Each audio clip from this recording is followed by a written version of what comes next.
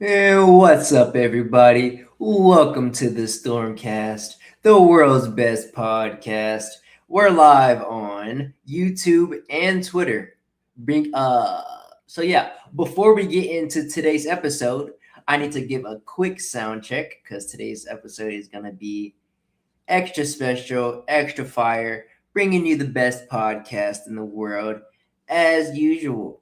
All right, ladies and gentlemen, so glad to be here with you today for another special episode. All right, we're trying to get a sound check going. Hey, what's up, Yep, and we everybody? sound good. Welcome We to. sound good and we look good. All right, so that's all that matters. That's all that matters. All right, let's jump right into it. Make sure you go and check out episode 59 if you haven't already. After this episode, of course, we talked all about the Carmelo Anthony guilty verdict. Okay, the Rick Chow verdict, the Rick Chow case, and we gave some updates on the World Cup, which we'll be doing more on this episode as well. We also gave you an update on the Misty Roberts case, okay, and a lot more. So if you haven't already checked that episode, be sure to after this episode, of course. How's everyone's week? How's everyone's week been? It's a beautiful Saturday here in South Carolina. Nice and hot. Yeah, it's nice and hot getting there. But I like it hot. Personally, I'd rather it be hot than cold. I'm a spring baby, and I love the summer.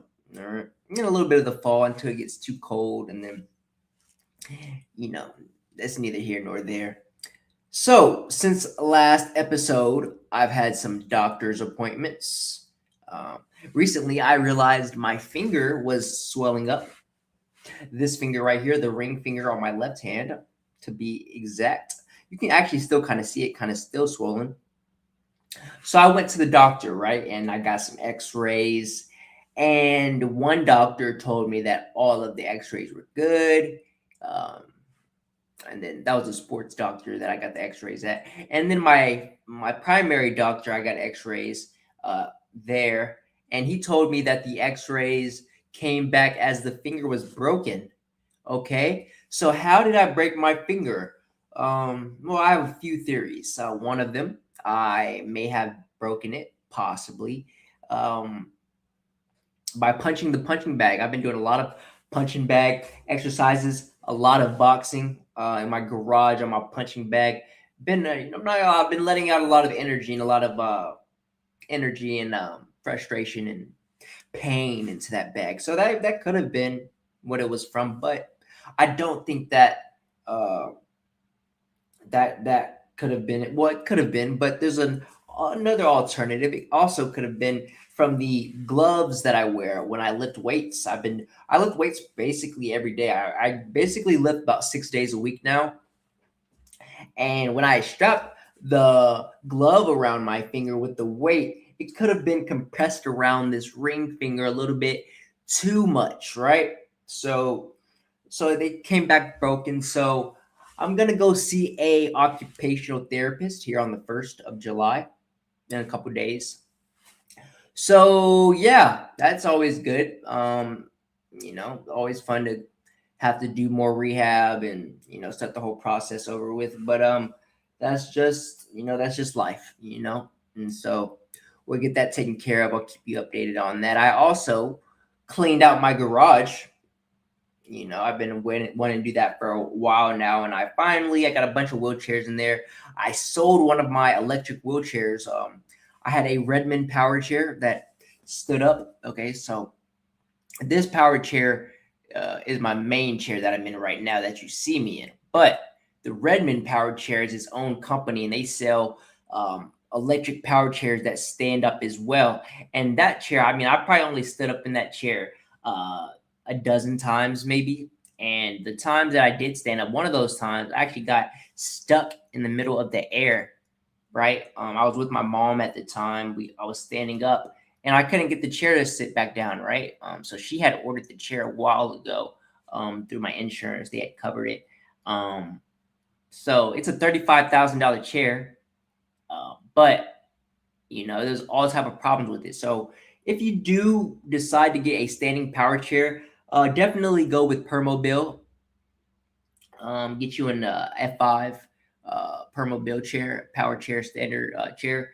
This one is 55,000. That chair was 35,000. I got it for free, obviously, both of them for free. This one, I should be getting another one of these in about 2 years, right? So it's coming up on every 5 years is when you get a new chair through insurance, and so looking forward to that. But this one's doing really good. They made this chair really good.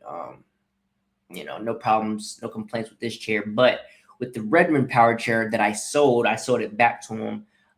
They offered me $2,000 for it, but I didn't have the seat nor this little joystick handle, the joystick handle that you drive with, or the charger. So he bumped it down to $1,800. I feel like I got a little bit taken advantage of there. I feel like I should have got my full $2,000 for it, but it's okay. I agreed. I said I'll accept the $1,800. So that's just $1,800 more in my pocket. And then I cleaned out my garage. It's always good to clean out your house. Now that I'm a homeowner, going on 3 years now,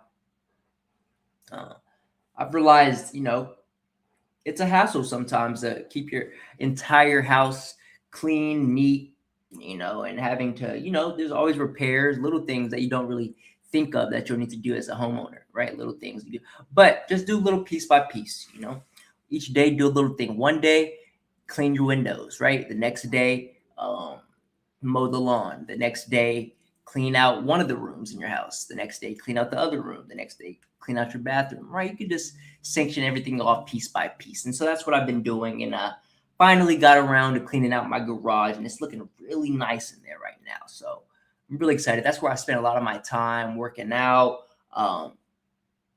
brainstorming and all that. So that's always a good feeling. It's the little things in life, right? So with that said, let's get into our StormCast sports update. All right. So since our last episode, the NBA finals have come to a conclusion.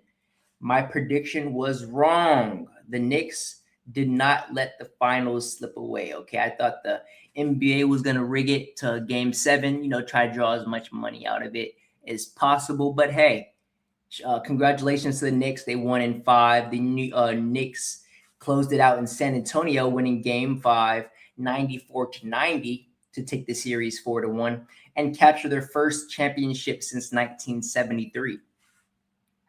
Jalen Brunson was an absolute problem all series. He dropped 45 points in the clincher, and it's New York's first title in over 50 years. So again, shout out to the New York Knicks. They were tripping out quite a bit down there, though. I saw on social media a lot of just straight ignorance and disruption going on once they did win, and that's what you would expect, in a place like New York City. They're just kind of unhinged and wild and crazy about their sports, right? So, but they were doing a lot of stuff. Like they lit a bus on fire. I saw that they were beating, punching fans in the crowd, fighting fans that had San Antonio Spurs jerseys on, just creating absolute mayhem and anarchy. So that's not good. But, what do you expect, right? The Spurs fans can be proud of Wembyana, though, and they have a really young core of young athletes and players on their team. So they're looking dangerous in the years coming up. I'm not going to lie. You can be on the watch out for the San Antonio Spurs. But the Knicks just were the better team, right? So much for my let it play out for the money theory that I thought that the NBA was going to do here. They closed out in game 5. So with that being said, we have a World Cup update. All right. The tournament's rolling into the knockout rounds now. USA took care of business in Group D. They clinched the group outright, their first group win since 2010. Even after dropping their final match 3-2 to Turkey yesterday, since it didn't affect their position, They're locked into the round of 32 against Bosnia and Herzegovina. The group stage wrapped up this week across the board. Brazil topped Group C after beating Scotland 3-0, edging out Morocco on goal difference, with Morocco advancing alongside them. Over in Group B, Switzerland won the group, with Canada coming through as runner-up, both through to the knockout stage. We're now heading into the round of 32, with the final still locked in for July 19th at MetLife Stadium. All right, MetLife Stadium over there in New Jersey, where the Giants play. I believe that's where the Jets and the Giants play. I believe they share that stadium, if I'm not mistaken. Oh, and by the way, I downloaded the Kalshi app. I've been talking about it in a lot of episodes recently, about making bets and things like that. And normally, I'm not the one to bet with my money, gamble my money. I'm not, I make little friendly bets here and there with friends. Of course, I do my fantasy football paid leagues every year. But I'm now getting to Kalshi, boys. And let me tell you, I downloaded it 2 days ago. I threw in $10 and I'm calling my shot right now. I'm taking that $10 to the moon, right? I'm trying to become a millionaire off the just Kalshi, right? So my very first bet was $10 on Germany beating Ecuador. The final score 2-1 Ecuador. That bet lost me my $10. However, I threw in 10 more and I put it on France versus Norway yesterday. Both teams to score and won $13.80. So I've also been dabbling in some esports betting on the Kalshi app on the Call of Duty League action that's going on right now. Call of Duty League currently going on. So I've been making some money off of that as well. I know my esports pretty well. And, I normally don't even follow soccer like that or football. Never really been much into it, but now, I'm going to start following the soccer matches and every other sport I can make money off of. Honestly, this is kind of addicting. I get why people get hooked on gambling. And once football season rolls around, know that I'll be dominating fantasy football and racking up wins with my bets all season over on the Kalshi app. Not sponsored, by the way, just letting you know what I've been up to. Some quick rules I've learned from sports betting so far is start with small bets, okay?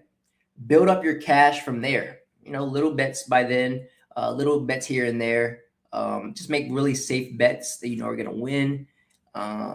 Make the safest bets possible. Don't be too greedy, okay? Bet on what you know. Don't just go betting on any sport. And, actually, I did end up betting on, what was it? Tennis. I won a tennis bet earlier today, this morning, actually. Won me some bucks. I won about $6.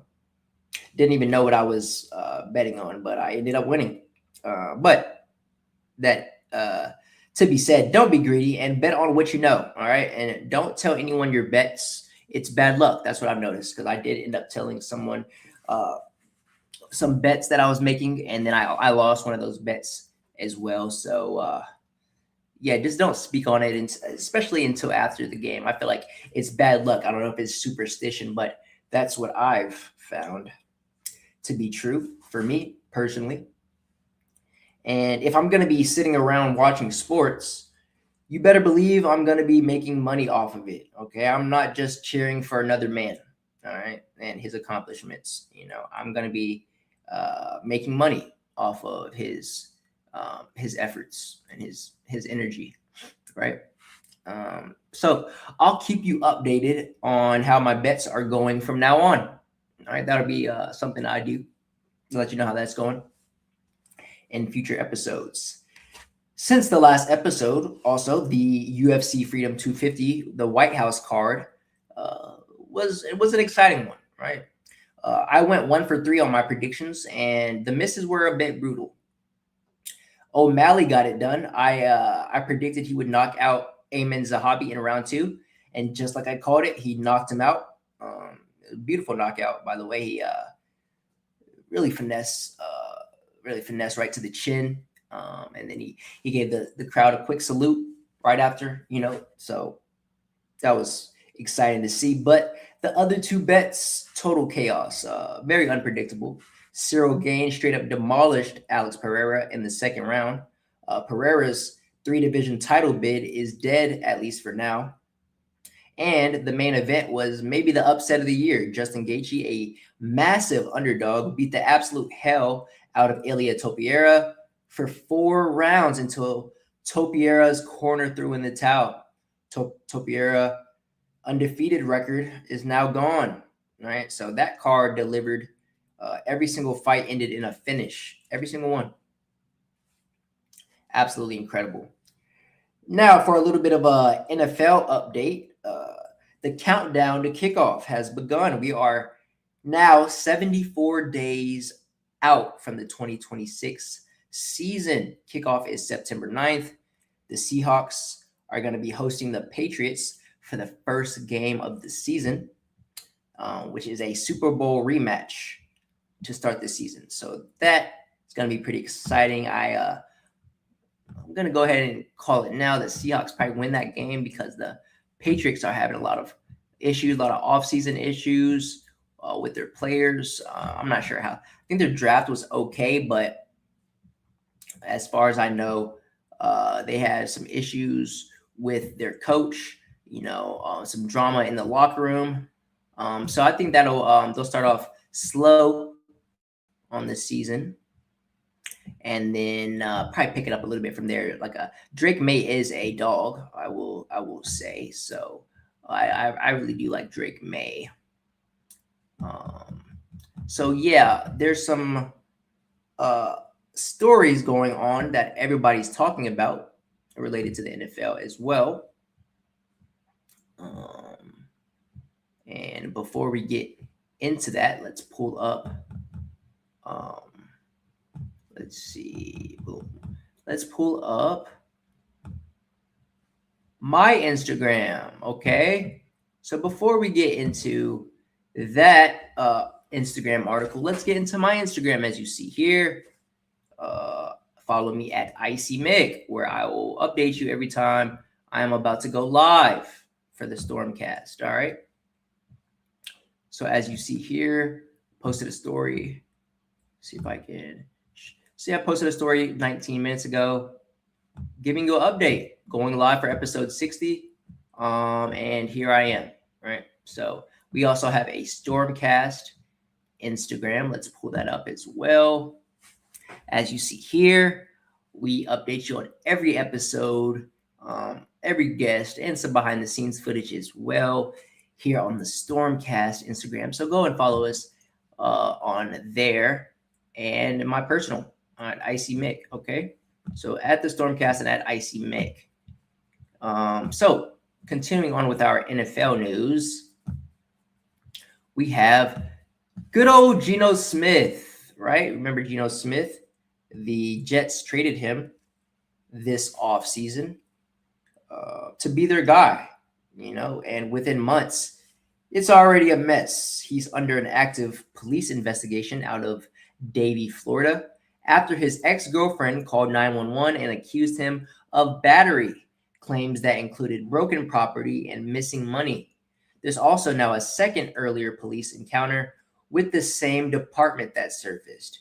No arrest, no charges yet, but the case is open. Detectives are involved, and the league's personal conduct policy is sitting right there in the background. Jets and Geno Smith have both stayed silent on this matter so far. So this is one to watch heading into camp. Okay. Thank God my Raiders got rid of him, as well as Josh Jacobs, right? We heard about Josh Jacobs having some female issues as well. So just something about Las Vegas, I guess, that drives these guys to start getting into women, to start having women issues, problems with the girl.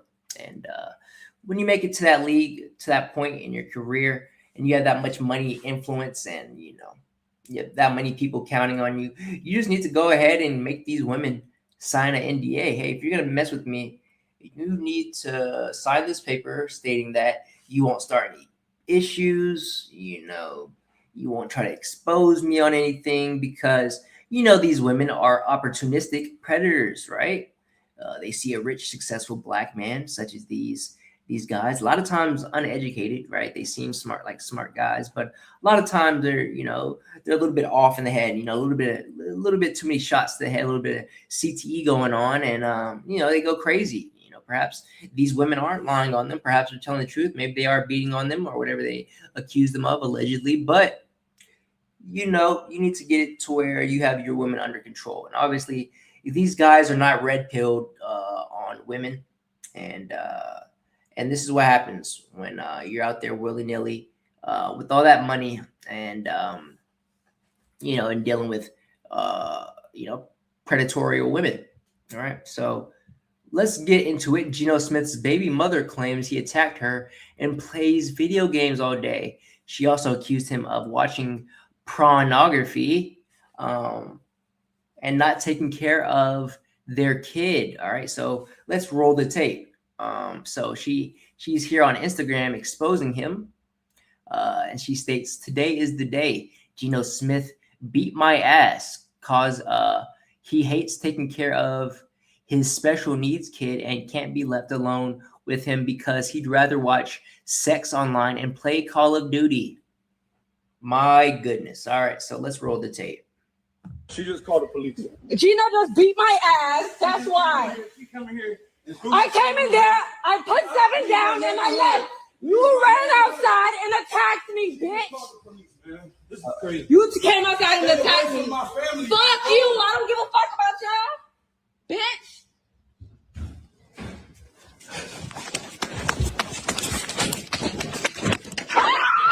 Come on.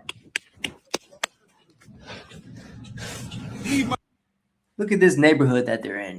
These black people, probably with nothing but white people in their neighborhood, they're out there just, acting a straight monkey, right? Chimping out.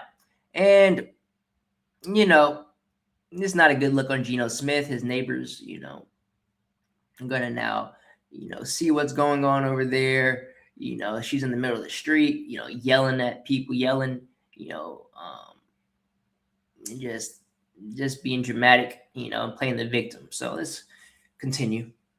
My neighborhood.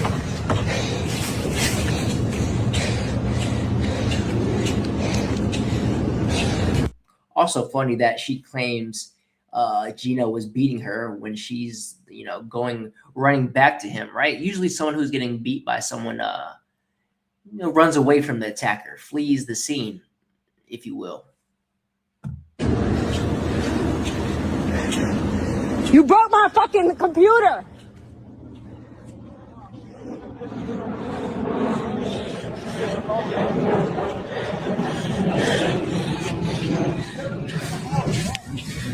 A computer that he probably bought with his NFL money, by the way.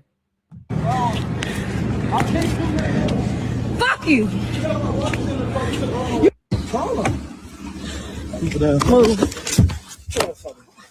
Yeah, look at you. Look at you. Get out of my car. Looks like she assaulted him right there on camera. And she says, get out of her car, which I guarantee you he bought that car with his NFL contract money. Get out of my car. Stop. And here you have the police. So she called the police. You got the police showing up in front of your house. The neighbors driving by, seeing this, just making you look bad in front of everybody, and that's what they want to do. They want to play the victim. They want to out you, ruin your reputation, possibly ruin your relationship with your teammates and your franchise that you're with, your team, and create as much drama and conflict in your life as possible. And that's wise. It's not wise to be living with women in the first place. I recommend never live with a woman. All right, it's only going to make you soft. It's only going to make you, she's only going to build up a case against you, blackmail you eventually, as we're seeing here.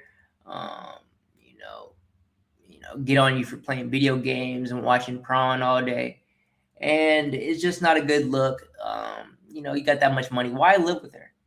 right? She's a baby mother. Give her her own house, give her own little apartment, and call it a day. You know what I'm saying? So you can spend your time doing what you want and grinding, right? You have a woman with you, you can't grind as hard as you want. She's gonna want to watch Netflix with you. She's gonna want to go out and do things, want to control you, right? And here you have it, folks. Out here having this man look stupid. She just called the police.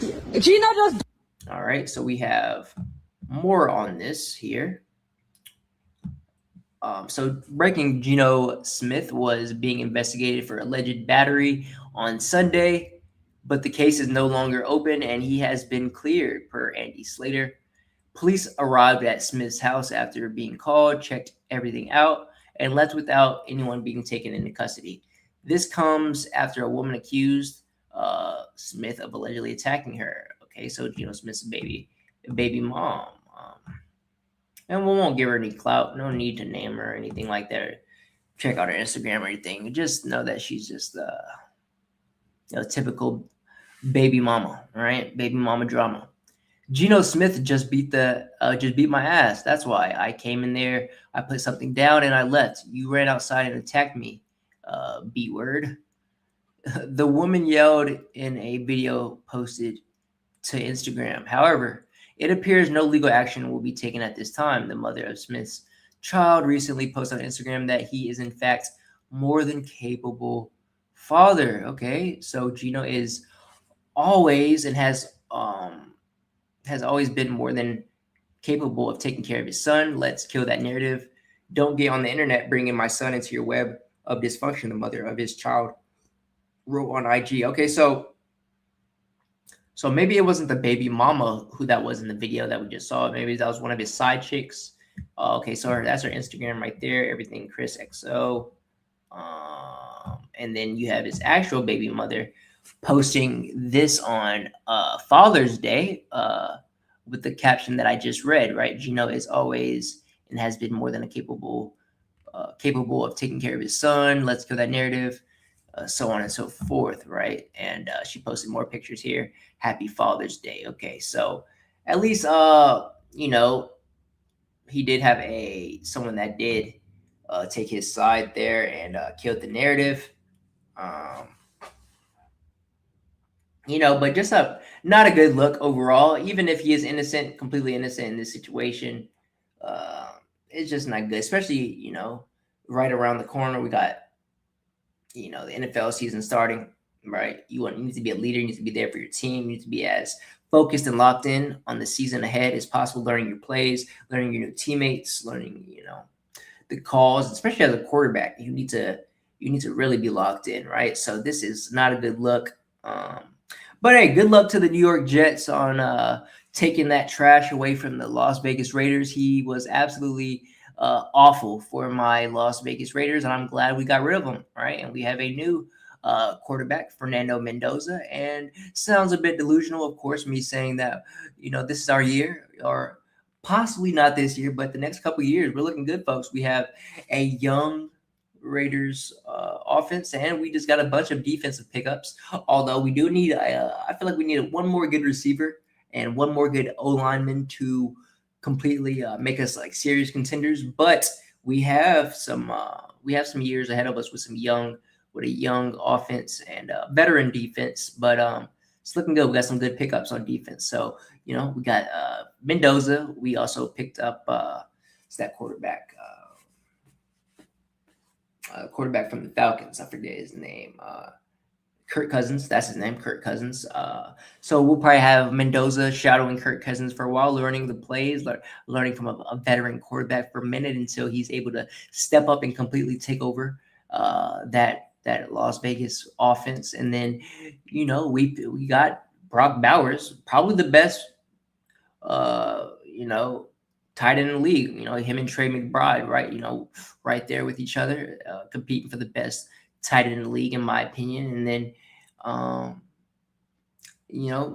we got Ashton Genty as well, a young, versatile running back, powerful, fast, athletic, and all we needed was an offensive line because last year he got absolutely smothered. but that's neither here nor there. Shout out to my Las Vegas Raiders. And now let's jump into our StormCast news report, ladies and gentlemen. We are now entering the StormCast news report segments of today's episode. Lots been going on around the world. A lot of earthquakes recently happened. So breaking news, the earth just experienced 4 big earthquakes in just one day across multiple countries. And it's uncommon to see this many major seismic events unfold in such a short window. But the world witnessed an unusual burst of seismic activity on June 24th, all right, as 4 significant earthquakes struck within just a few hours. The quakes were recorded in California, Japan, Venezuela, and with Venezuela being hit twice by powerful back-to-back tremors. The rare sequence of events drew global attention and raised concerns about aftershocks and further damage. The most severe impact was seen in Venezuela, where a magnitude 7.2 earthquake was followed just 39 seconds later by a stronger 7.5 quake. Buildings collapsed, roads cracked, and emergency services launched large-scale rescue operations. Authorities declared a state of emergency as hundreds were reported injured and the death toll continued to rise. Japan was also shaken by a powerful magnitude 6.9 earthquake off its northeastern coast, prompting tsunami warnings and emergency monitoring. Meanwhile, Northern California experienced a strong earthquake that rattled residents and added to the day's remarkable seismic activity. All right, so yeah, a lot of people are gonna say Jesus Christ is coming, right? This is signs of the end times. There would be great earthquakes, plagues, famines, terrors, and great signs from the heavens. Possibly, right? Are we entering the end days? Y'all let me know. So here we have Northern California's quake right here. Some evidence of that, shaking up what appears to be a convenience store, and creating damage. Absolutely frightening if you are in this area, right? And if you're a store owner, right, the damage and the cost to your products and things like that. So here we have Venezuela. Here is the 7.2 magnitude earthquakes, and this looks a lot more severe, right? Whereas in California, you just see a little bit of shaking, some stuff falling off the shelves. And in Venezuela, total destruction, right? Total buildings collapse. The sky is gray. It looks like, the world is about to end. Very scary for these people in Venezuela, already known for being more of a third world country. Maybe not so third world, but more less of a economically low GDP country. So here's the 7.5 quake that Venezuela experienced. Scary stuff, honestly. These people are just, walking, talking on the phone, just in the middle of it. Well, this is the aftermath, of course, but still, creating global, widespread panic in that area. All right, and here we have the Japan 6.9 magnitude earthquake. And we have some footage here from appears to be from a building camera, security camera, perhaps. Just a lot of shaking going on. Very scary stuff. Would not want to be a Japanese resident in that area during that. So prayers go out to those individuals who experienced that across the world. Prayers to the world, as they heal from this event, So let's move on to the Karmelo Anthony, Austin Metcalf case. All right, let's give a little update on what's going on in this case. Recently they dropped some court photos and video footage, reigniting conversations across social media. As you know, we talked about this case extensively and broke it down in the last episode. If you haven't already checked out that episode, I recommend do so because I gave a pretty good and detailed breakdown of that case. But here we have the images released by Collin County following the trial of Karmelo Anthony include graphic evidence shown to jurors during the murder proceedings. The case continues to spark intense debate surrounding justice, youth violence, and the impact of social media on high-profile criminal cases. All right, so let me know your thoughts on these photos and this evidence in this high-profile case that has been made public. All right, so here we have some photos. So these are here's a picture of Austin Metcalf's cut along with other pictures released by Collin County swipe slide. So here's the tent from that high school, the bleachers where the event happened. It was raining. Obviously, you see rain here. All right, so this is fresh pictures right after the crime took place. I would assume shortly after. So here's the stab wound. All right, so I'm assuming this is in the chest. And the fact that that stab killed him, still baffles me, right? That knife, that it wasn't the biggest of knives, right? You wouldn't think that a knife that size. Well, we'll see the knife here. So here's the cut, and here's the blood. But that it would do so much damage and possibly kill a man, right? He possibly stabbed him in the heart, or he cut a major vessel or artery, which led to him bleeding out and not in time for him to be able to receive the care that he needed to stop the bleeding, right? The jacket he was wearing, I assume, where the attack happened, on the bleachers right outside of the tent, right? You see some blood here on the ground too. So it was raining, but the rain probably washed away a lot of the blood, but you do see a big blood stain here. So I'm guessing he fell down and was laying down here on the bleachers while bleeding out. And here's the knife, right? A typical pocket knife, a pocket knife that anybody would carry.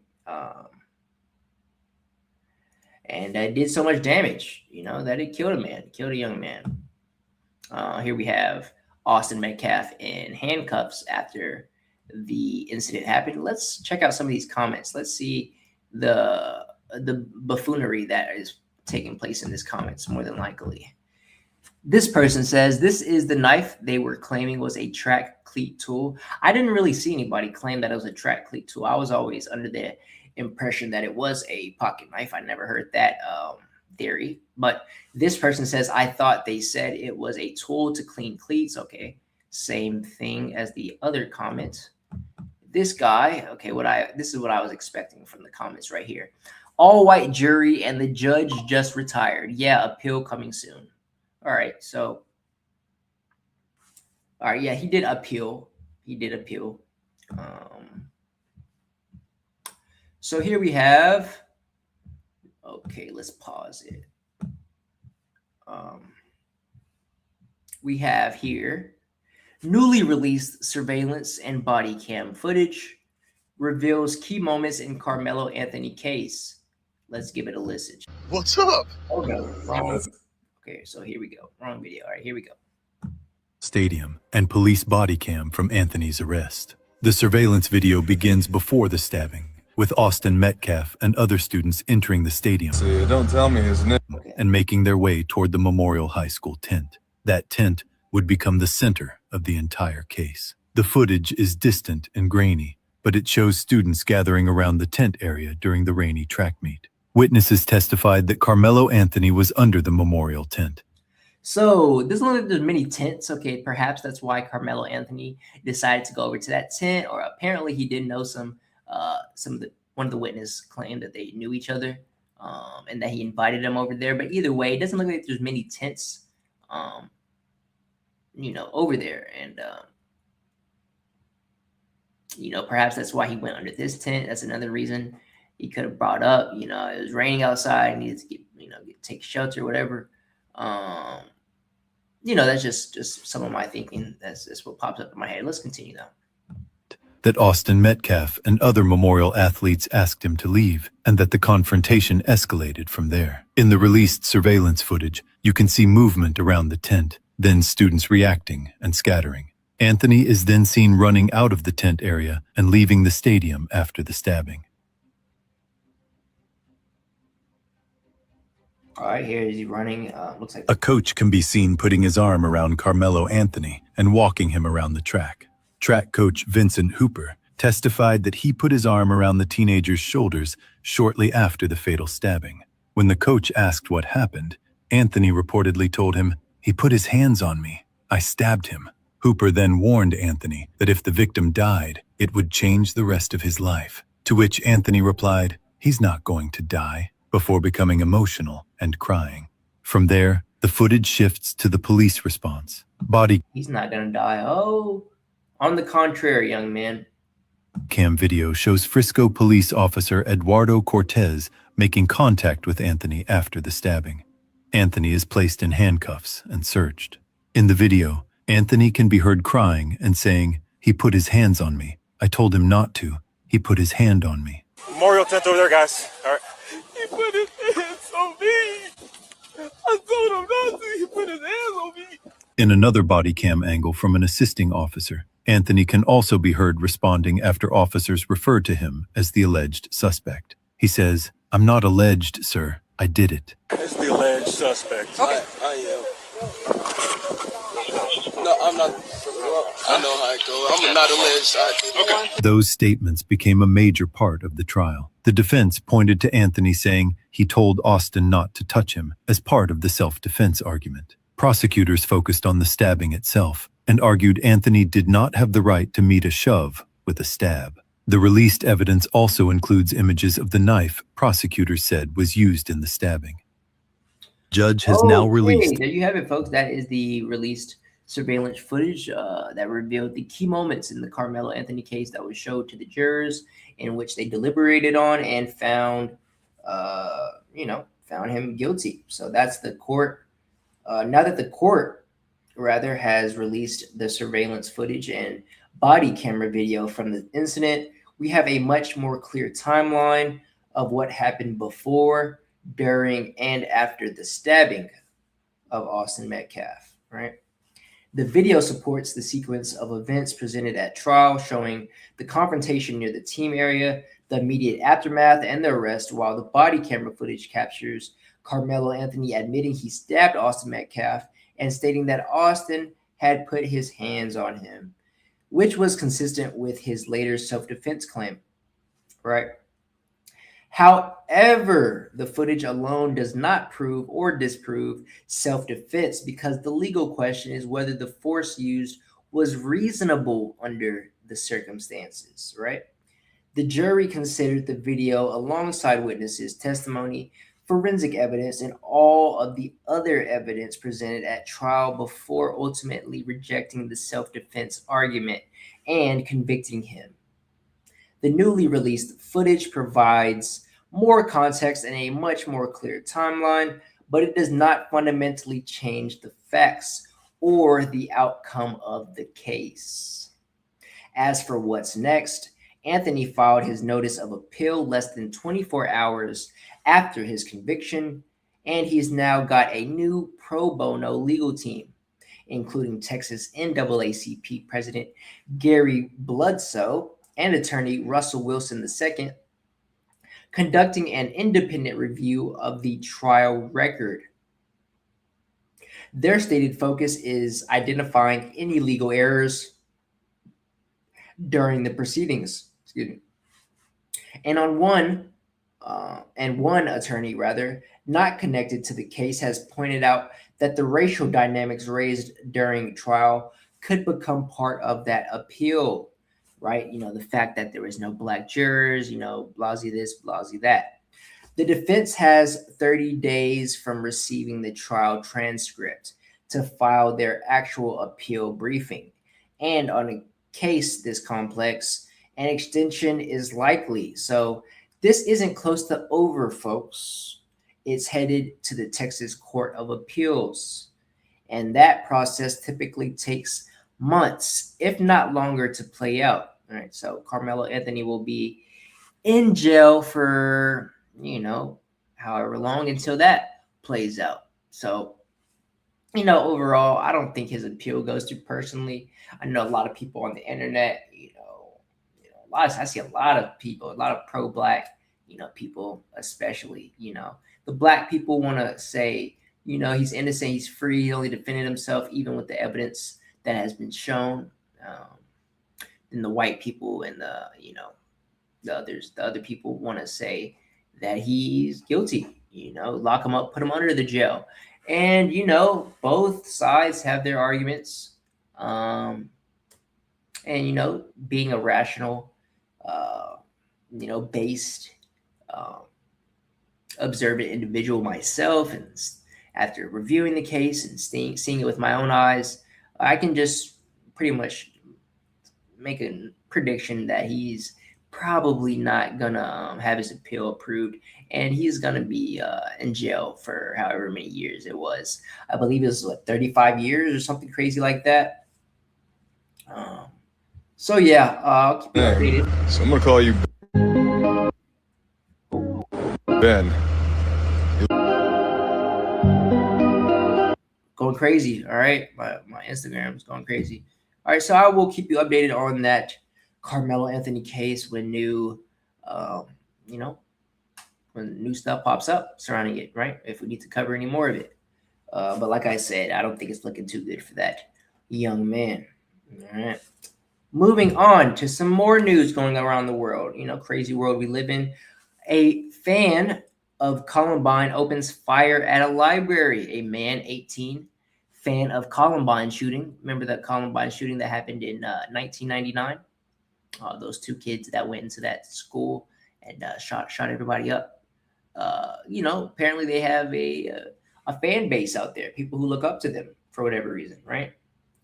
And this young man here, a fan of them, opened fire at a library, killing 2 people and injuring 1 child. All right.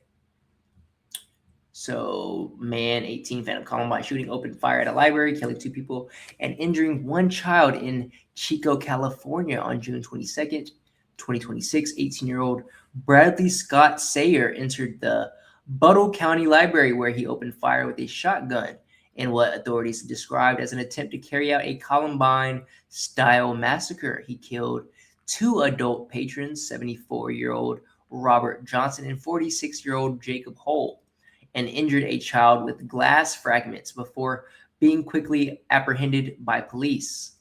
Investigators noted that Sayer, a recent high school graduate, had immersed himself in online Columbine-related content. Right? Straight loser activity, if you ask me. Right? Of course, after shootings, killings, massacres, serial killers, they always gain fans, right? Like Jeffrey Dahmer, after everything he did, and after that went public, he still had thousands of girls writing to him while he's in prison, right? Wanting to, get with him, and they, women, they find it attractive, when you're a killer, right? You're a thug. And they know you're capable of violence. That turns them on unlike anything else. All right. And so now we have a dude, a young fanboy dude, man, who looked up to the Columbine kids, right? That happened so long ago. And I understand why somebody could find these type of things interesting, right? That's why I cover them. I find it interesting to kind of get into the mind of, what they're thinking, why would they do something like this, right? But to actually go through with it and commit it yourself, bro, you're not getting any cool points doing this, right? So Sayer, a recent high school graduate, had immersed himself in online Columbine-related content and expressed admiration for such attacks through his family reported, his family reported seeing no prior warning signs. His father said he saw, quote, zero warning signs and described him as a, quote, shy little boy who was high functioning on the autism spectrum, right? He had just graduated with honors, was a, quote, delicate little flower who had, quote, never harmed anybody, smiled often, and spent much of his time reading. All right, that's the first thing I see in the comments. How you a fan of a school shooting, right? Yeah. So we have some news report, I believe. Yeah, we do. Let's hear it. Community of Chico is still in shock following last night's deadly shooting inside the Butte County Library on Sherman Avenue in Chico. The police chief telling Fox 40 today that the swift response from those officers helped to save more lives at that library. Chico Police Chief Bill Aldridge says the first 911 call reporting yesterday's shooting inside the Butte County Library in Chico came in at 5:12 p.m. And within 4 minutes, officers had the 18-year-old suspected shooter, identified as Bradley Sayer, in custody. Sadly, 2 men, ages 74 and 46, died in the shooting. A teen girl was also hurt by broken glass. Our detectives believe the suspect was influenced by... Like, congrats, bro. You went into a library and killed 2 old dudes. Like, you're not... Now, you're going to go rot in prison, right? And those guys were entering the final years of life anyway, so now God is, now taking them into his arms up in heaven, and you're going to be, rotting in hell, under a prison until your final days, man. So by the Columbine high school shooting back in 1999. Officers later found 2 other firearms in the suspect's car and are determining how he got them. Tonight, the community of Chico is still in shock. All right, so there's that. We have one more news report on this case. Let's coming from ABC 7. All right, so fair use. Okay, fair use. Let's get into it. New video appears to show the dramatic arrest of a suspected gunman accused of opening fire at a library in Chico that killed 2 people. ABC's Melissa Adon reports for us. Oh my God.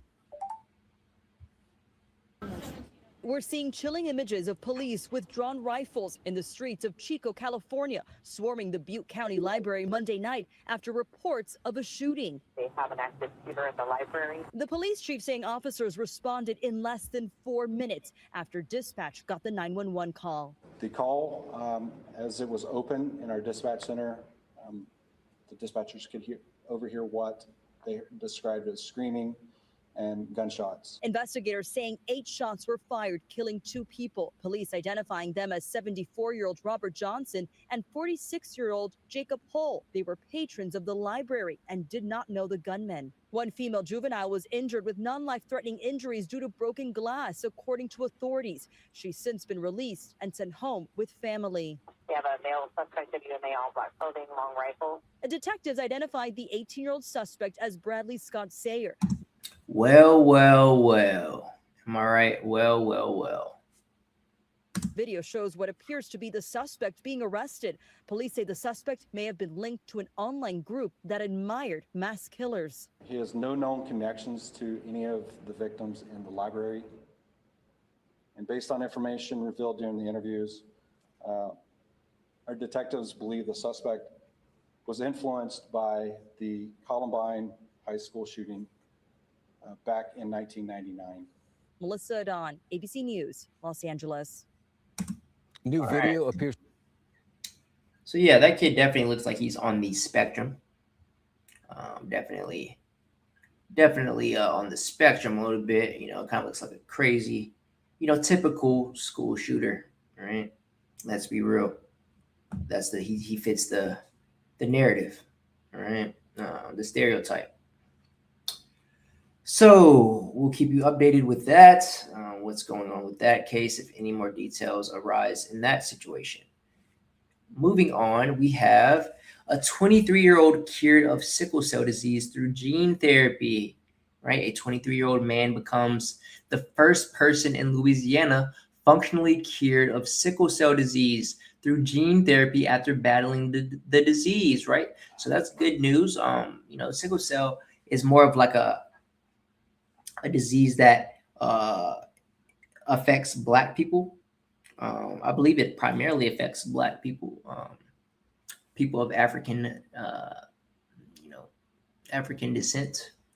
I've never heard of a white man having sickle cell. I don't think they can. Let's ask. That's actually a pretty interesting question. I'm curious, right? And shout out to gene therapy, right? You know, we hear a lot about gene therapy. You know, Kylie Jenner. Is not the only one that can use gene therapy for her.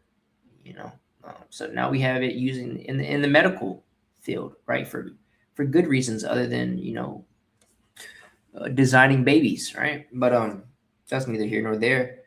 Let's ask ChatGPT.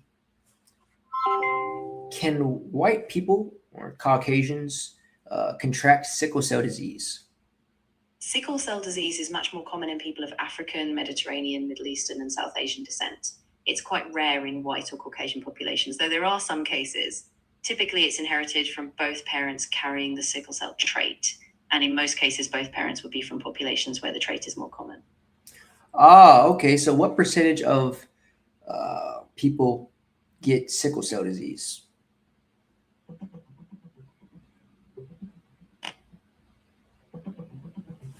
Because I have a cousin actually who has sickle cell, right? And he has to go through treatment and things like that periodically. Sickle cell disease is relatively rare overall. In the US, about 0.05% of the general population has it, but among African American newborns, it's about 0.27%. Globally, the prevalence is roughly 0.2 to 0.3% of the population, with the highest numbers in sub-Saharan Africa. All right, so super rare to have it in general. And if you do have it, more than likely you're African American. All right, so African Americans have it the most. All right, so very rare disease, but either way, Daniel Cressy, underwent the procedure at Manning Family Children's Hospital. The disease is no longer active in his system. Cressy said his dream of becoming a pilot was almost taken away from him because of the blood disorder.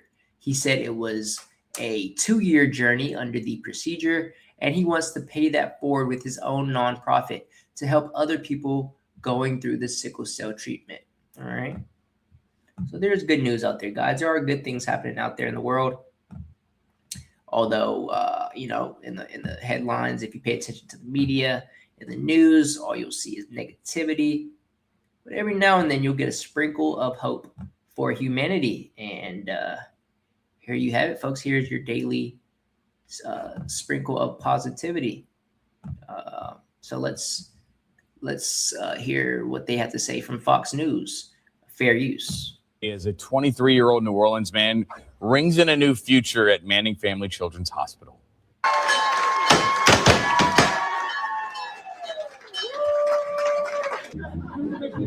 23-year-old Daniel Cressy became the first person in Louisiana to be functionally cured of sickle cell disease through gene therapy. That means the disease is no longer active in his system. Cressy says that his dream of becoming a pilot was almost taken away from him because of this blood disorder. He says it was tough, a two-year journey under this procedure, and he wants to pay that forward with his own nonprofit to help other people going through sickle cell treatment. This entire journey was the hardest thing I've done in my life. And the reason why I work so hard with our organization, Privileged Pilots, is because I don't want anybody else to have to experience the loneliness and the uncertainty and the hopelessness that I Emotional day as a 23-year-old New Orleans man rings in. I felt a couple of years ago. Someone's ability to access treatment and potentially cure should not be defined by their zip code. People in Louisiana deserve the same opportunity as people anywhere else in this country. The people living with sickle cell disease are here. They're our neighbors, our friends, our families. Doctors say the therapy uses a patient's very own stem cells that have been edited in a lab so they no longer produce the defective cells that cause the disease. We're told around 3,000 people in Louisiana have sickle cell disease. That is the highest rate per capita in this country. I felt a couple All of years right. ago. Someone's ability. The medical, the medical people out there, the scientists, the doctors, everyone out there who, researched enough and put in the time to, understand how to use gene therapy in order to eradicate this disease from this young man's body. Blessings to, everyone out there whose family members are affected by this disease. And, it can be a really, devastating disease, and treatment can be very not only costly, but, deteriorating for the body. It weighs on the individual a lot that you have to go through during treatment, just like cancer, things like that, whether it be radiation or things like that affect you at a cellular level, so, blessings to the world. There is positivity out there, but let's transition here to something that perhaps isn't so positive. All right. So recently a Florida teacher was fired after hanging a black baby doll by its neck in front of her students. Did y'all hear about this? All right. This was posted May 23rd, 2026 of this year from CBS News. All right. So let's read on it. All right. Florida middle school teacher fired after viral video shows her hanging black baby doll from classroom's TV monitor. Uh-oh. That's not good. A Florida middle school teacher has been fired after a viral video that many parents and community members are calling racist and deeply offensive. The video appeared to show her hanging a black baby doll from a classroom TV monitor using a cord. The video, recorded by a 14-year-old student at Barrington Middle School in Lithia, about 20 to 25 miles southeast of Tampa, has racked up hundreds of thousands of views on social media. Quote, scroll back up here a little. Quote, she took the charger cord and wrapped it around the baby's neck and tied it, said the student. First of all, did she just have a black baby doll in there? Just what's the reasoning behind that? That's what I want to know. This is like a premeditated event. All right. Either way, said the student Noah, who recorded the video. Quote, she tried multiple attempts to get it above the TV, and once she got it over, she lowered it down so it would be visible under the TV. My goodness. Noah told CBS's Tampa station WTSP, that the incident began after the teacher confiscated a doll from a classroom, appearing frustrated that the students weren't paying enough attention in class. Okay, so apparently this is a black baby doll from one of her, I'm assuming black students. Okay, quote, and then after she took the doll, she walked over to her phone, like the phone area where there's a charge cord on the TV. She took the charger cord and wrapped it around the baby's neck and tied it, he said. Noah told WTSP that the students initially reacted with nervous laughter before the mood quickly changed. Quote, everybody started telling her it was wrong and racist to do that, he said. And then she said it was just a joke, and then she took it down. She took down the doll. Okay, so what was she thinking here? Did she think she was going to get away with this in front of all those kids with all those smartphones in a world where social media is everything? Right? What was she thinking? What did she think was going to happen in this case? Right? It's one thing to be racist, lady, but it's another thing to expose yourself for being racist. Right? This isn't how you go about being racist. Obviously, everybody has a little bit of racism in them. Right? A little bit of prejudice. So that's healthy, right? To judge people and be cautious of people, but to just outright display racism in front of the public, is never going to end well, right? It's just not. The teacher identified as 63-year-old Karen Whitmore Savage. Well, Karen, right? Typical, Karen move here, is a savage. Karen's a savage. appears in the viral clip to have used an electrical cord to suspend the doll from the monitor while students watched. Noah told WTSP that he felt compelled to document what he was seeing so he could later report it to school administrators. Quote, while she was lowering it down, I was like, I think I should record this so I have more proof that she did it, he said. Quote, I needed more evidence so that she doesn't get away with it. Well, very smart on this kid's behalf. Imagine if no one recorded this and it was just her word versus the students, right? This possibly wouldn't even be in news. You probably wouldn't even have heard about this, right? Probably would have been brushed on the rug. They took the teacher's word. Maybe she gets suspended from the district or temporarily fired, right? For the remainder of the school year. But now it's made national news. And here I am on my podcast reporting it. Good job, Karen. Noah claims that Savage followed him to the student affairs office and spoke over him while he tried to explain what happened. All right. So she tried to, she was probably like, trying to make it seem like it was not as big of a deal as it was, right? But Karen, guess what? I recorded you. I got you. And also, the whole world's going to know about it. Nina Williams, Noah's mother, also spoke to WTSP. She said that she went into panic after seeing the video he sent to the family group chat while still at school. He sent it to the group chat. Quote, my heart started racing, Williams said. I immediately just went into a panic. I was like, oh my God, I have got to go get my son. Williams said that the image immediately evoked the history of racial violence and lynching in America. Quote, that is not something that I expected my children in 2026 to ever have to deal with, seeing a lynching. Whether it was real or fake, Williams said, oh, it was real. It was real. The whole image is just horrific. And just to show you guys how real it was, warning, this may be a bit graphic to some of my viewers. Here we have the doll. We have pictures, HD, 4K pictures. Here's the doll. We have some pictures of Karen too, I think.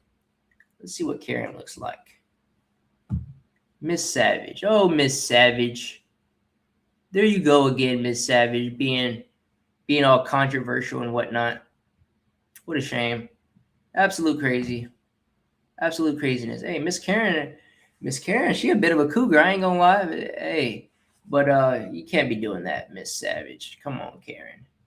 You know better. It's 2026, Miss Savage. All right. So with that being said, folks, that is all of our news. I will keep you updated with any of those news topics in future episodes if more, more arises in those cases, right? And surrounding those topics. So let's get into the topics for today's episode. We have a good one for you folks. If you made it to this point, go ahead and drop a W in the chat. Currently, we have 3 people watching, all right, across Instagram and Twitter. And later it will be Spotify and everywhere else you find podcasts, Apple Podcasts, Google Podcasts, Amazon Prime Podcasts, and all that. So, shout out to all 3 of y'all in here watching. Whether it's 3 people or 30 or 300 or 30,000 or 300,000 or 3 million. Doesn't matter to me how many people I'm streaming to. Doesn't matter if it's just myself. I'm here to bring you guys the best podcast on the earth. That's what I'm here for. All right. So let's continue on. We have human records that will never be broken. All right. This is going to be an interesting one. Some records stay untouched because the cost of beating them becomes too high. Okay. In recent podcasts, we've done the most extreme animal records. So today we have human records, right? So let's get right into it. Human records that will never be broken. First off, we have heaviest weight ever lifted by a human was Paul Anderson. He lifted 6,270 pounds in a backlift. My God, that is what? 3 tons? 3.2 tons? Insane work. Next, we have fastest land speed ever achieved was the Andy Green. He hit 763 miles per hour in the Thrust SSC. in 1997. Wow, that was a while back. So no one's still haven't broken that. That's crazy. But that thing looks absolutely lightning fast, right? That thing is built for speed, right? Aerodynamic to the extreme with the turbojets. Okay. Next on our list, we have the most translated book in history, the Bible. Okay. The Bible has been translated into over 4,000 languages. All right. Shout out to my Christians out there. Next on our list, we have most Academy Awards won. Walt Disney won 26 Oscars in his lifetime. Okay. All right. Walt Disney, known for being more of a strange one, I believe. I believe he actually got his body frozen, right? They call it cryo therapized, I guess. Where his brain is out there being frozen in case one day we have the technology to unfreeze it and bring him back to life. All right. So shout out to Walt Disney. Much of a stranger one. Shout out to him nonetheless. Legend. Next on our list is the longest recorded sniper shot. A Canadian sniper hit a target from 2.2 miles away in 2017. My God. 2 miles away. Next on our list, the longest underwater breath hold ever. Budimir Sobat held his breath for 24 minutes and 37 seconds. My God, that is almost half an hour. All right, is this dude half fish? Am I right? Next on our list, we have the most children born to one woman, Valentina Vasilyeva. All right, I'm guessing she's Russian or perhaps Ukrainian or definitely European with that name. Gave birth to 69 children in her lifetime. Well, she sure was doing a lot of 69, I tell you. Ha ha. All right.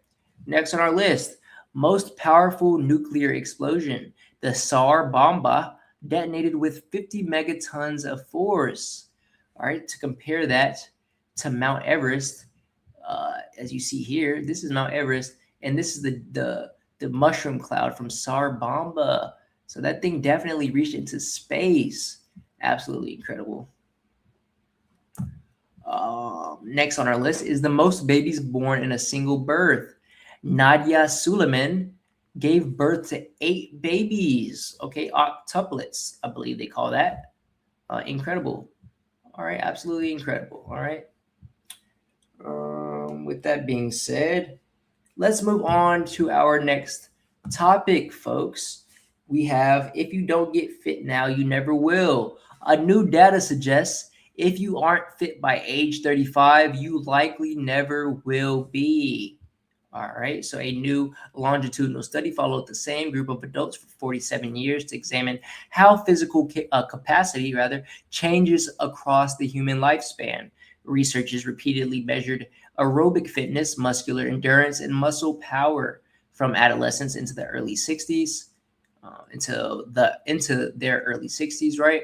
Offering one of the most complete long-term data sets on physical performance ever collected.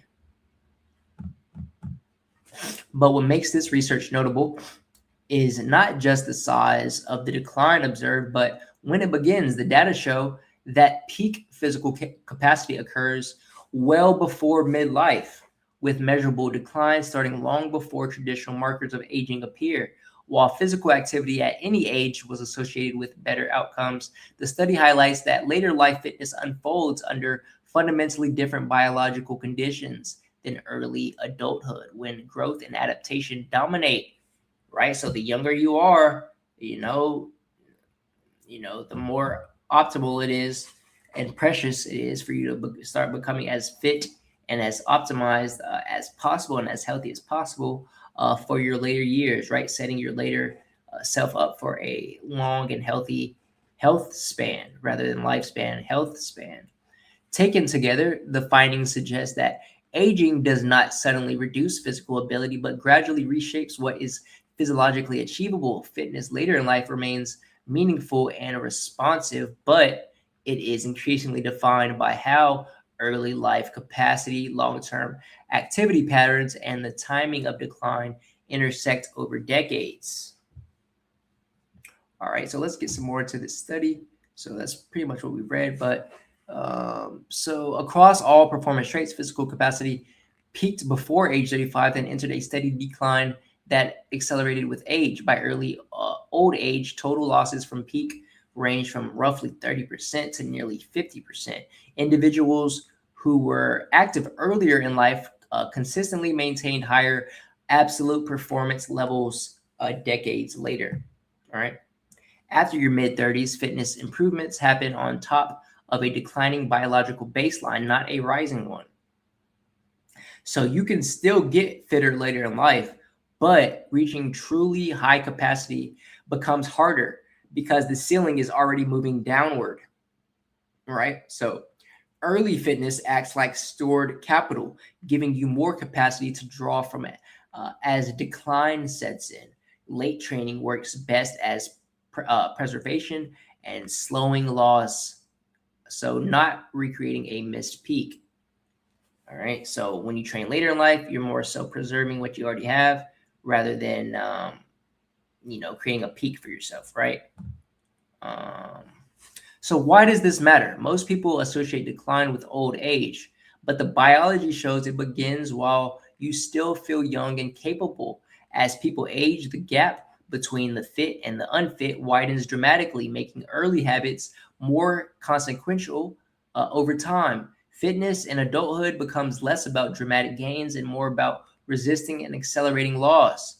The earlier you build capacity, the longer you can stay functionally strong, powerful, and independent. This long-term study shows that physical capacity reaches its biological peak before midlife and then declines steadily, meaning the conditions for building high-level fitness change permanently after that point. As a result, individuals without meaningful fitness before this peak can still improve later, but they are doing so against an active physiological decline rather than a growth phase, right, folks? So to all my youngins and all my midlifers, my young viewers, it's important now more than ever for you to be getting as strong and as fit as possible so that you have the highest peak baseline for yourself, right? Because after about age 35, which they are suggesting in this study, it is harder, almost impossible, rather, that your body is able to continue peaking, right? And there's always, everybody's biology is different, right? This may vary. Everyone's makeup is different. Everyone has different genes, right? Some may peak earlier or some may peak later, right? I remember going to high school with kids, playing football with kids my age, and they already had beards, like in the 9th grade, and mustaches. And I was like, I guess I was more of a late bloomer, right? I was still dominant in sport, right? I was athletically gifted, mostly through training and hard work. But I wasn't as physically dominant as I could have been for that age. I was strong. I was a state powerlifter, state champion powerlifter, and a national record holder in track, right? So physically gifted for my age, but there was kids my age that were much farther ahead of me, physically, right? Just for whatever reason, right? Genetically, they were stronger. Like I remember in middle school, there was kids squatting way more than me, right? I was probably squatting like 200 something. They were already squatting in the 300s, right? I didn't bench 225 until I was 15, right? And kids were already benching like 260, 300, my age. So, varies obviously, but based on this study, for the average person, it's best to get as physically fit as possible before age 35, right? Going off the data. Let's move on to something I saw that didn't really surprise me, right? And that is people who dye their hair unnatural colors are more likely to report mental health issues, right? A large peer-reviewed study examining nearly 14,000 online dating profiles found that people with unconventional hair colors such as blue, pink, green, or purple were more likely to report a history of depression and other mental health challenges. The relationship remained statistically significant even after researchers accounted for factors including age, sex, race, political views, and other demographic characteristics. Now, what does this lady look like to you? Right? To me, the first thing I see is a woke see, a liberal, right? Someone who hates Trump, who liberal, someone who, supports LGBTQ rights and, transgenders and things like that, right? And first thing you think of is like, yeah, these people are a little bit crazy, right? To believe in a lot of things they believe in. And a lot of times their hair is pink and blue, and, so that's their typical uniform. And, we have a study now proving just what we thought, right? So we have something going with that. We have a little video here. Let's good jinx. They found that people, especially women, who dye their hair an unnatural color often showed signs of mental instability. Don't believe it. The findings also showed that the changing of hair to colors like blue, pink, and purple can act as a coping mechanism that allows individuals to feel in control or express emotions. Huh. That's what it's for? Yeah. I don't know. They are expressing emotions. Yeah, they are. I did know that, because even if somebody goes drastic, like blonde to brown and then back again and then red, that's always been a control thing, and that's why they say to not really, like, if someone's doing that, hairdressers should be like, whoa, maybe let's not go so extreme right now. Isn't that always after a breakup, like bangs? See, don't do it. I learned about that over the last couple of years. Like, I had no idea that you were supposed to do a wellness check on a chick who gets bangs, if they just like got a drastically different hairstyle. Yeah. Like, ooh, girl, are you okay? you all right? Like, I didn't know I was supposed going to ask through that. It's a cry for help. Are you not allowed to change your hair without having some emotional You go through a lot of colors, but it's when it's super impulsive. If you've been talking about it for a while, you've been wanting to for a bit, you've been thinking about it, but if you just one day say, I'm going to go, bleach my hair. I do think you have an emotional problem if you're hacking off all your hair. Like something. is up, for sure. Okay. With the crazy hair color people, is you always see the nut jobs. Yeah, that's and what they go, No, that's true. Most girls, craziest girls that I've been with and dealt with, usually either chop their hair off, right? Crazy. That's a key factor. Right? Watch out for those red flag. They just chop their hair off all of a sudden. Or if, they dye their hair all of a sudden, right? Watch out for those ones. They usually got something going on upstairs, right? they go, and then people start creating an association. They go, oh, nut job, crazy colored hair. And so it starts creating this like subconscious or conscious bias going, oh, this person's going to be nuts. Do any of us know a normal person with colored hair? Yeah. No, I don't. I don't. Yeah. I do. Is the stereotype true about unnatural hair color, whatever? Probably. To an extent. Hairstylist here, 99% of the drastic hair changes are from my clients going through it and wanting a sense of control. It's one thing, you see older women who dye their hair. Understandable older men who dye their beards, right, when they're going gray. And even then, it's like, you're going old, don't fight it. Don't fight Mother Nature and fight time. But, if it's their preference, let them do what they want. But a lot of times, if it's just normal, your average person, and you see them just dyeing their hair red or blue or pink, watch out for those people, right? They just chop their hair off all of a sudden. That's a key sign that they're going through it, that something's mentally off, perhaps, right? Control. There you go, Sammy. Just like you said. Just like in the wild, animals use bright colors to let others know they're crazy. They're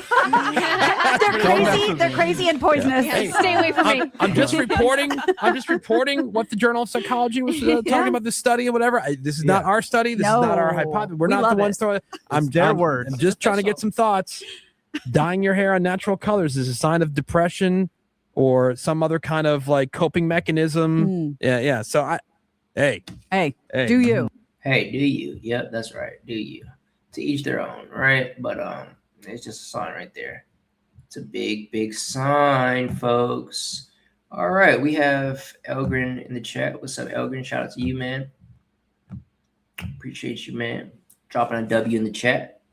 And with that, folks, that is our last topic for today's episode. Man, shout out to my almighty Redhawks, my high school class of 2017. I wore this shirt today. I felt like wearing my alma mater today. Shout out to them.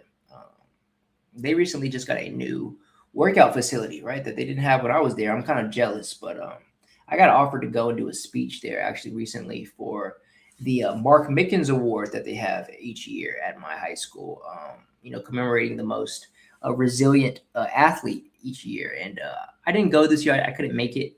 But next year, I think I want to go back and visit, right? I did drop a YouTube video recently going back to my old high school and to the field where I got injured and broke my neck and everything. If you haven't checked that video out, go and check it out. It's on YouTube on my channel, on Stormy and Friends on YouTube. But yeah, with that said, folks, we have a couple more topics that we'll get into on the next episode, right? We've been live about an hour and 30 minutes. I'm going to go ahead and scrap this episode off as it is right here. That's our episode. As always, the StormCast is everywhere you find podcasts.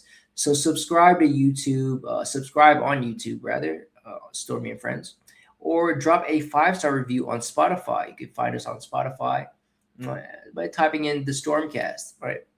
And follow us on Instagram at the StormCast and at Icy Mick. That's my personal Instagram, and on Twitter, right? You can find all of those. Oh, we also have a Rumble, okay? So all of these links are going to be down in the description below, all right? So go and support the show on there. You can also support the show on Patreon, all right, for just $4.99 a month. You join a like-minded community of individuals that, like the content. You can message me and get behind-the-scenes content. I also drop footage on there that I don't and can't drop on YouTube without getting demonetized and all of that. So, yeah, go check it out. Go support on Patreon if you're feeling inclined to do so. Also, drop your thoughts on today's topics in the comments, all right? Were they good or bad? How did they make you feel, happy or sad? I want to know and hear from you, all right? So thanks for tuning in and staying locked in for this episode. Stay locked in for the next episode. Next week, we'll be going live same time, around 3 o'clock, Friday or Saturday, or maybe both. All right, so hit that notification bell to get notified when I do post, and follow us on social media to get updated when I'm going live. And with that being said, folks, I want to leave you off with a quote of the day, as I've been doing. All right, so here are the 17 best quotes from Confucius that are too hard to ignore. All right, first one goes, "It does not matter how slowly you go as long as you do not stop." All right. Next quote, "To put the world in order, we must first put the nation in order. To put the nation in order, you must first put the family in order. To put the family in order, we must first cultivate our personal life. We must first set our hearts right." Then he goes, "When anger rises, think of the consequences, right? The superior man is not only moved by emotion, for he knows that rage blinds the mind and disturbs the heart," right? Next we have, "When you meet someone better than yourself, turn your thoughts to becoming his equal. When you meet someone not as good as yourself, look within and examine your own shortcomings," right? Next we have, "The expectations of life depend upon diligence. The craftsman that would perfect his work must first sharpen his tools." All right. Then he goes, "To see and listen to the wicked is already the beginning of wickedness. Therefore, guard your eyes and ears, for the path of corruption begins with curiosity." All right, it's a good one. Then he goes, "The superior man seeks what is right. The inferior man seeks what is profitable. When righteousness leads, profit follows. But when profit leads, chaos is near." All right. Then he goes, "Our greatest glory is not in never falling, but in rising every time we fall." All right. This one he goes, "The man who moves a mountain begins by carrying away small stones." All right. He also went, "Before you embark on a journey of revenge, dig 2 graves." All right. That one's deep. Then he goes, respect yourself and others will respect you. All right.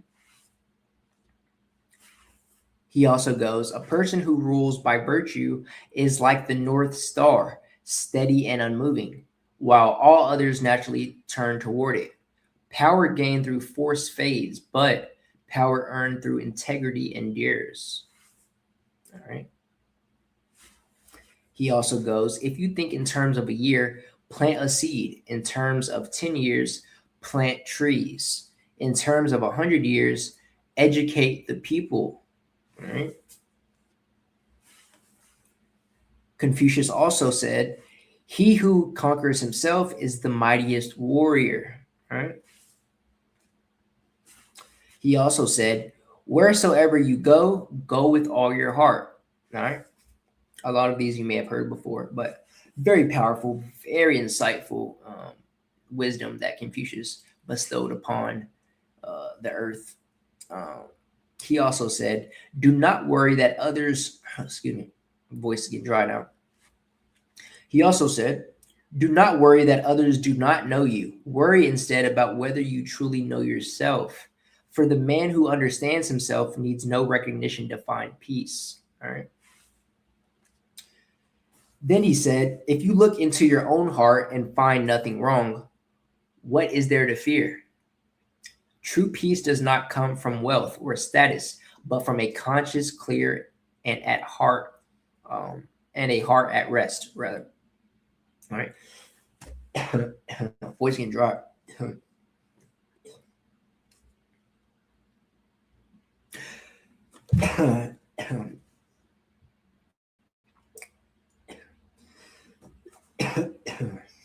All right. And that's a perfect way to end it, folks. As you see, I need to go get some water because I've been talking too long and my voice is, my throat is starting to get dry, right? But with that being said, folks, I love you all so much. I love doing this podcast for you. I love everybody who's tuned in. And I want you to stay blessed and stay beautiful. And I will see you in the next episode. All right. Bye, everybody.